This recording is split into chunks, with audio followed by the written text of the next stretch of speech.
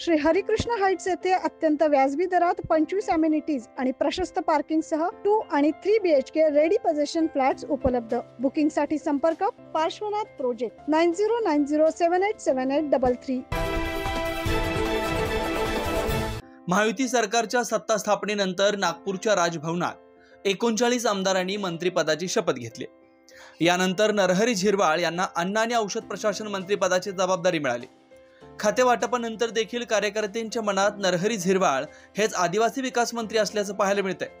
नरहरी झिरवाळ यांची आदिवासी विकास मंत्रीपदी निवड झाल्याबद्दल हार्दिक अभिनंदन अशा आशयाचे नाशिक शहरात लागलेले फलक हे सध्या चर्चेचा विषय बनत चाललेत।